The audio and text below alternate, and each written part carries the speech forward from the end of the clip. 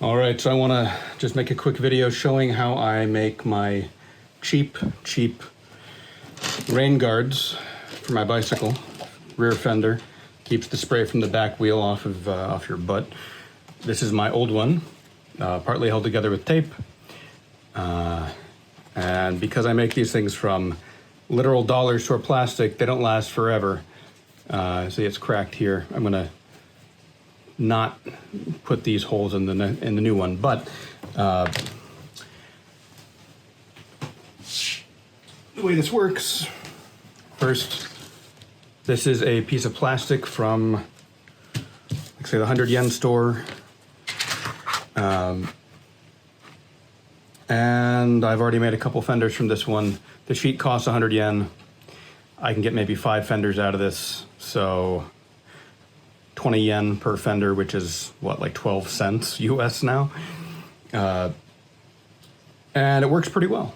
So the first step, make sure you have a suitably cluttered workspace, my kitchen table at the moment. And then you need a marker. I have lost my marker, hold on.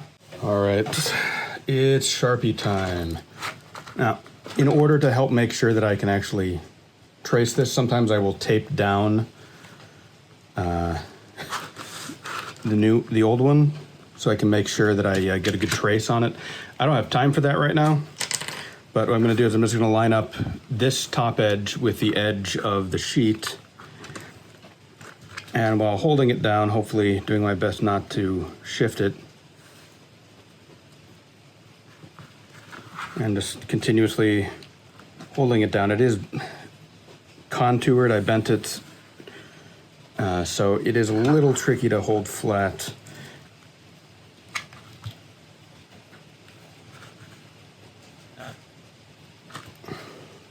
And it shifted. This is not rocket science. Yeah, the whole thing shifted quite a bit actually. But it doesn't need to be exact. And you know, this shape, like the width of this section here, is kind of scallop cuts.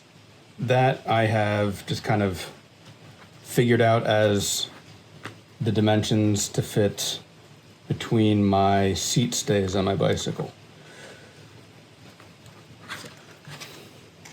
Wow, that is, well, actually now that I look at it, this one I contoured more and this one I didn't.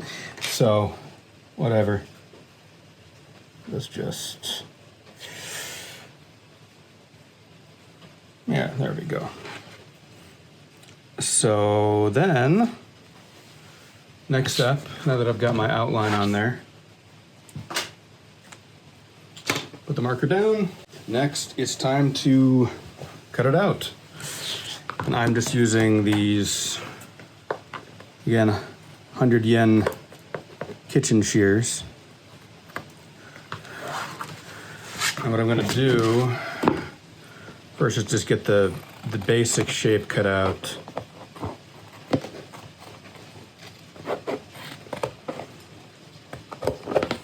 And then I'll go back and get like the scalloped portion here. And I don't know if you can hear it in the background, probably not, but it is raining today and I need to leave for work in about an hour. So this one's gonna be a little bit quick and dirty because I got other stuff I gotta do before I go to work.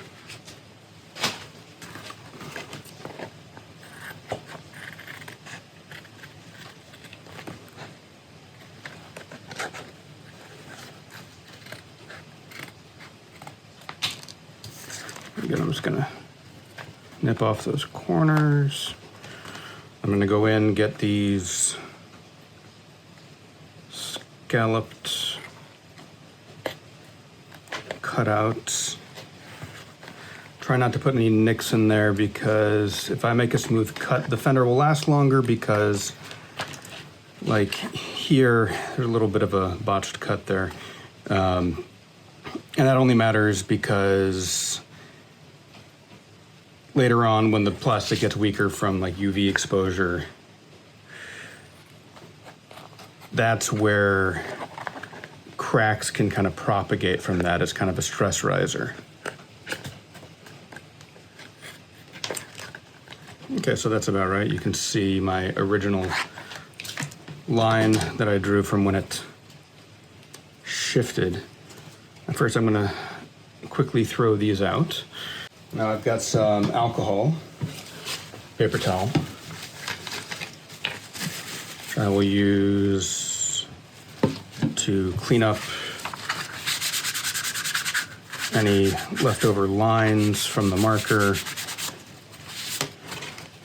Because, you know, it's a very basic kind of thing, but, you know, I do want it to look a little clean. I'm not doing this on the table because I don't want to mess up the finish on my already crappy dining table.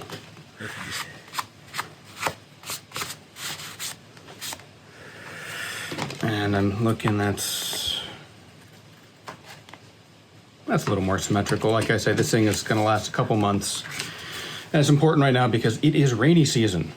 Now, the next step, I usually use a small pocket torch that runs on butane. I don't know where it is right now. So for the next step, basically I'm just going to use some heat to just kind of clean up these edges here. And because I don't have my, I'll put the lid on the alcohol before I start using fire here. It's just a way to kind of clean up the edges, and so this is really overkill, a torch like this, but I'm gonna do this off center because I don't want to melt my iPhone either. There you go, just a little bit of there. Now, you'll notice this thing is floppy, and you may be thinking, well, how can that be rigid, hold its shape on the bike? Well, it can't, and so what I do is, you know, I just kind of gently heat the center of this, and then so I should do it at the same time and just kind of warm up that center section so I can bend it a bit more easily without putting too many stress cracks in there. It's not perfect, but you get the idea. There it is. Once you kind of get it close to that, the point of that center flame, the oxidizing flame, I think that's called, that's where you get the focus heat, and so let that cool off a little bit. You can see I'm getting a little bit of a shape there. Same thing again. Now it's getting a little off center, so I'm gonna try to go back a little the other way.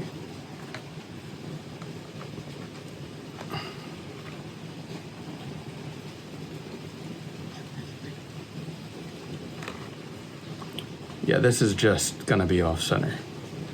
It's bugging me, but I don't usually try to film myself doing this. So it's usually a bit more uniform than this. Go back over a couple sections. Another advantage of the smaller torch is that I'm not getting my fingers so close to a flame.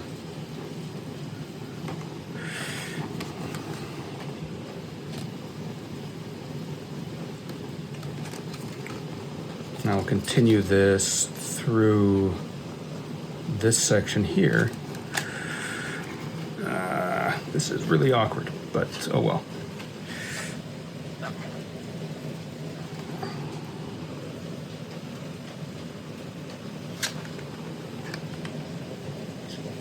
You can make a fender out of just about anything. I have,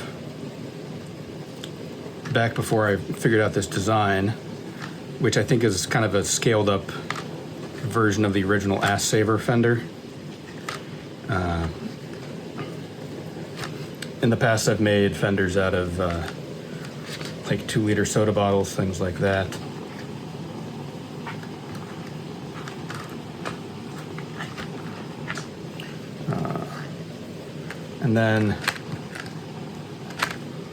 And that's most of it shaped.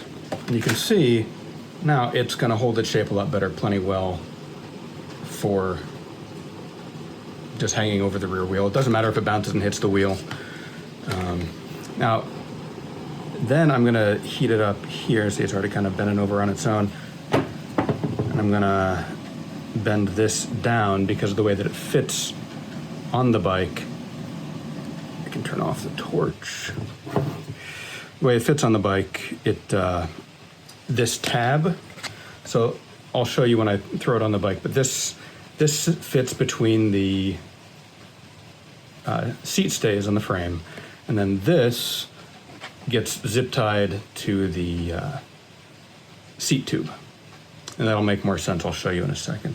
And then this one I'm not gonna, because I don't have the small torch, I'm just gonna give it a bend by hand.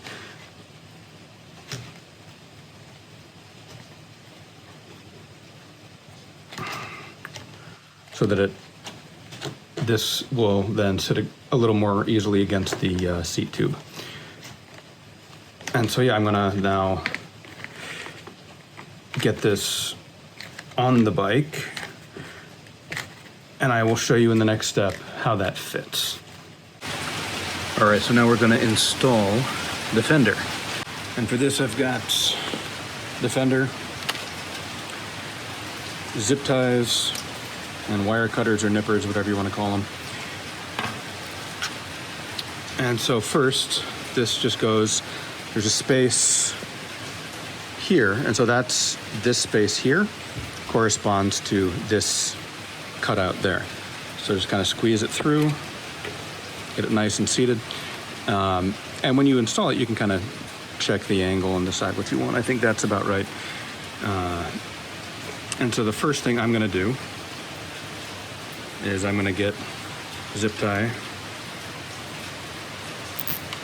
put that there,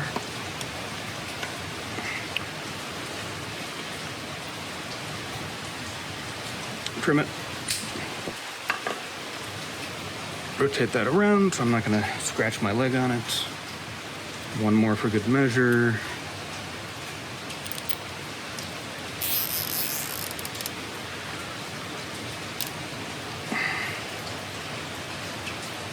Now, normally I would use black zip ties for this, but I don't have any. I ran out.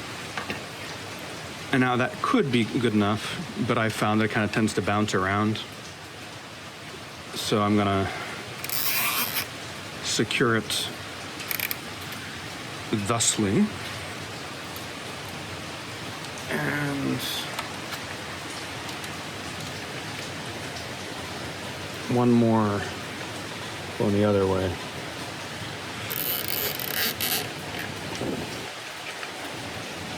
And that's not especially centered now, crap.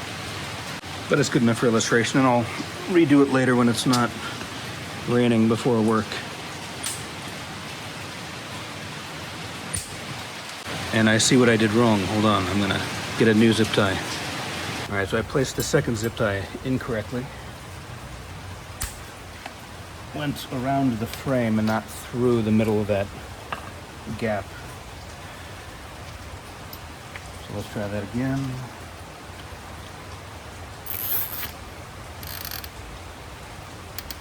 There we go, now it's nice and centered.